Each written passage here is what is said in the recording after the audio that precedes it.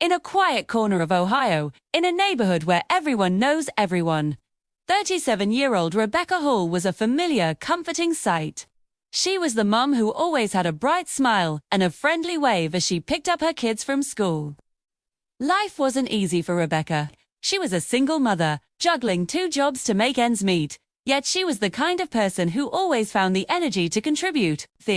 If there was a school fundraiser, you could count on Rebecca to be there, usually with a tray of her famous homemade cookies. She was the steady, reliable heart of her small family and a cherished part of her community. But one crisp evening in late fall, that comforting familiarity was shattered.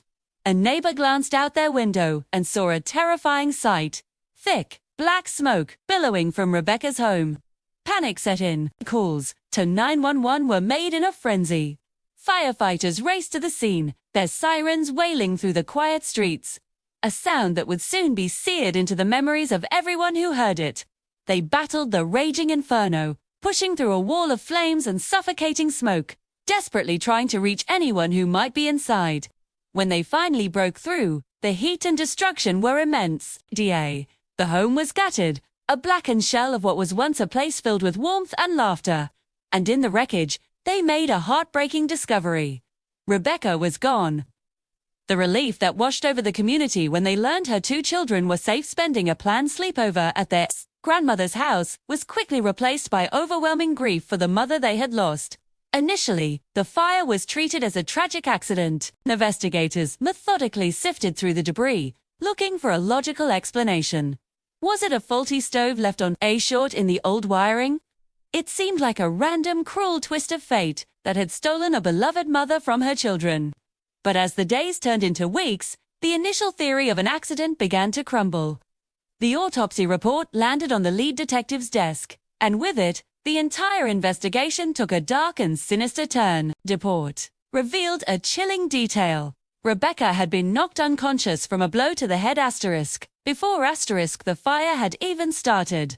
This was no accident. The fire wasn't the cause of her death, it was a tool used to cover it up. This was a homicide. Someone hadn't just wanted Rebecca gone. They wanted to erase her, to silence her voice permanently. The case transformed from a tragic accident investigation into a full-blown murder hunt. Detectives immediately turned their attention to Rebecca's personal life, looking for anyone who might have wished her harm. They started with her phone records, a digital footprint of her final days and weeks. It didn't take long to find a disturbing pattern. They uncovered a series of heated text messages between Rebecca and a man she had previously dated. The conversation was one-sided and aggressive. He was pleading, then demanding, that she take him back. Rebecca's replies were firm, clear, and consistent. No, it was over. She wanted to move on. His refusal to accept her decision escalated with each message. This digital trail gave investigators their first real lead.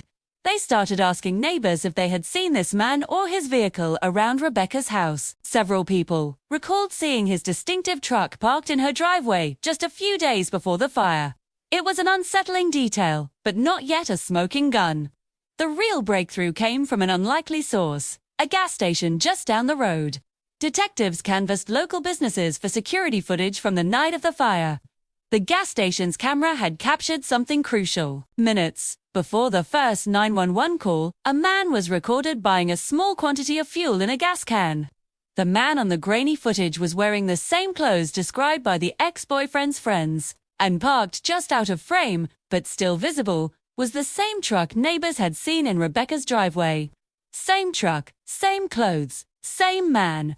With this evidence, police had enough to make an arrest. The ex-boyfriend was taken into custody, his pleas of innocence falling on deaf ears as the case against him grew stronger. The trial was a grueling, emotionally charged ordeal for everyone involved. Rebecca's family, a pillar of quiet strength, occupied the front row of the courtroom every single day.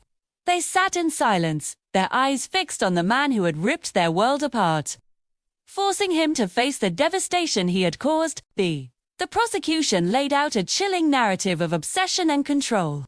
They argued that the defendant couldn't stand the thought of Rebecca moving on, of her being happy without him. He was driven by a toxic belief. If he couldn't have her, no one could. He chose to destroy her rather than accept her right to say no. The evidence was overwhelming, and the jury delivered the verdict. Everyone in that courtroom, except for the defendant, knew was coming. Guilty. At the sentencing, the courtroom was heavy with a mix of grief and a fragile sense of justice. It was then that Rebecca's mother, a woman who had endured the unimaginable, found the strength to stand and face the man who had murdered her daughter. Her voice, though trembling, filled the room with a power that overshadowed all the legal jargon and proceedings. She looked directly at him and said, "You thought you could take her away and she would be forgotten. But her children will grow up and speak her name. They will tell the world who she was. You didn't erase her, you erased yourself." Her words hung in the air, a profound testament to the enduring power of love over hate. Today, if you visit that small Ohio neighborhood, you'll find that Rebecca's house is gone. But in its place, at the edge of the empty lot, stands a new mailbox. It's never empty.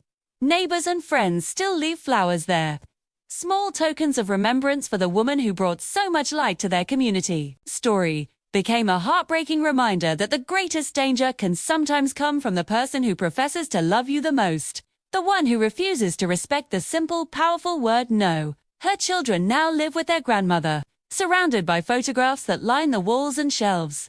Their home is filled with stories, memories, and an unbreakable bond of love. Through them, and through the community that refuses to forget her, Rebecca's spirit is very much alive. She was not erased, she is remembered. Thank you so much for joining me for this story. If you found this meaningful, please consider liking this video and subscribing to the channel for more content that honors the memories of those we've lost. Stay safe out there, and we'll see you in the next one.